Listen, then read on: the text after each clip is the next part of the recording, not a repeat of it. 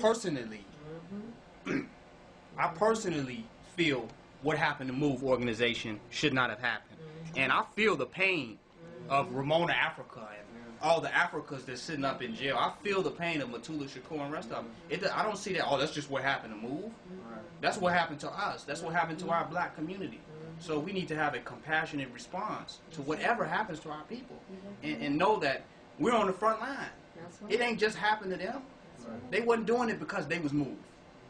You know, they wasn't doing that because they was the Black Liberation Army. They was doing it because these individuals was black and outside of they grasp of control and manipulation and ruling over them.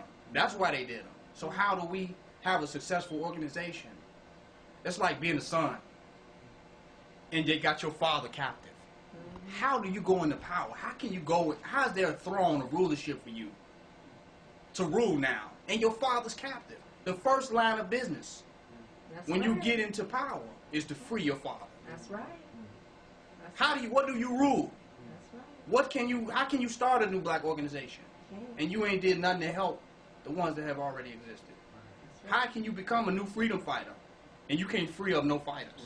Right. You know what I'm making? Right. It's a reality. I mean, so we want to build a once again, it's a Disney World attitude. Yes. That I can just somehow create my own Disney World, my own Neverland, where the European never gonna touch me. But somehow he's not gonna do to us what he has done to other people who have existed. The only way that we can protect ourselves is alleviate the sufferings that he has already caused to us to our people. That's the only hope that we had to have a successful institution. And by being able to alleviate those sufferings, we master suffering alleviation. Whether they're our own or somebody else's. We've perfected suffering alleviation. We have now a divine prescription, you know what I'm saying, against European white supremacist poison. We have the antidote. And we're perfecting the antidote. And that's what revolution is.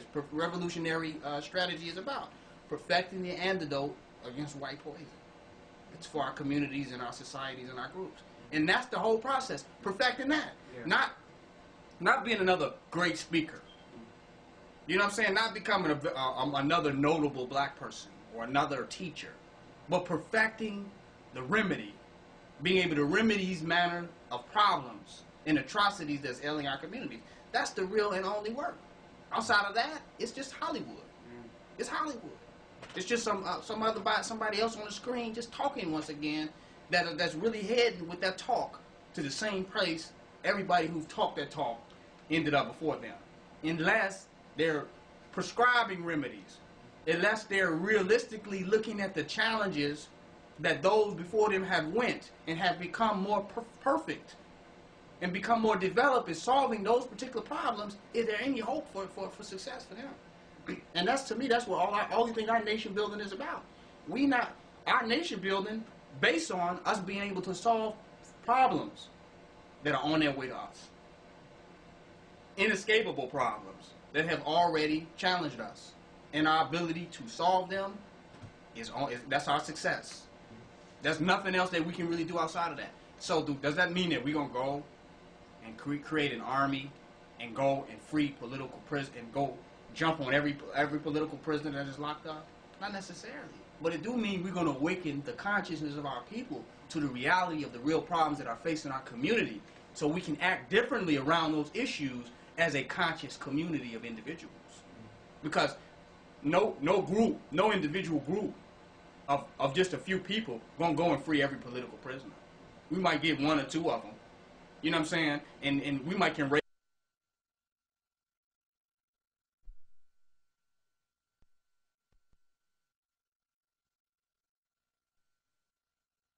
Boone is the average personality of the black person. You feel what I'm making?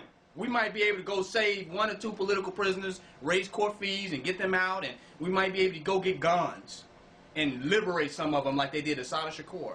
But long as coonism is the average state of the black man, then and the system that's caused all these atrocities is still allowed to have free reign over us, we're going back into repetition.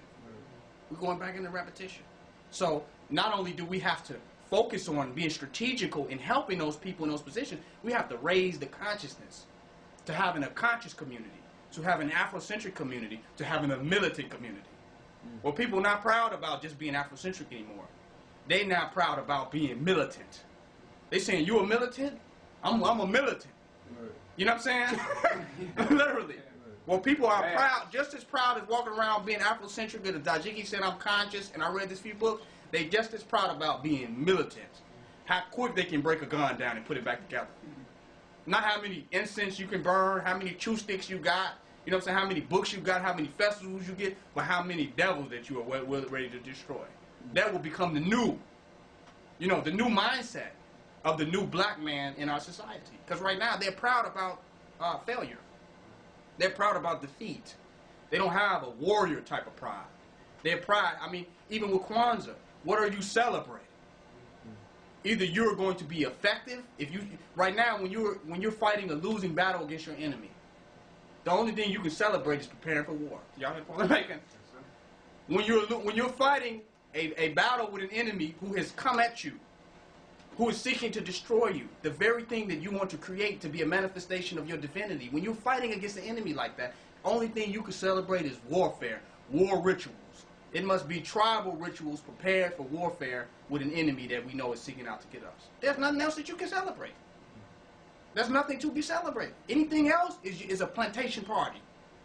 That's all it is. It's a bunch of slaves getting together, partying on the plantation after work.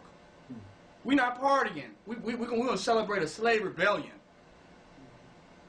Imagine Nat Turner and all of his people getting together before they decided to burn down those plantations. They had a rally.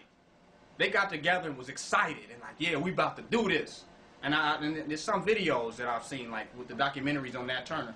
They got together and was celebrating. He gave a fiery lecture because he had somewhat of like a Messianic Christian type, you know, attitude. He was somewhat of a minister that said he had been chosen by God to liberate these slaves and destroy the slave master. So they had a rally and they was celebrating destroying the devil's civilization. And that's what we have to do as a people. We got to stop celebrating slavery. Stop celebrating the little inkling of freedom. Because that's all it is. They let us get together and do this. We're celebrating marginalization. We're celebrating being limitation. Do you see what I'm making? And we're proud that, well, they let us do this, they let us do that, they let us do that. We got to start celebrating liberation. Celebrating the process of manifesting and bringing about total and absolute liberation for ourselves.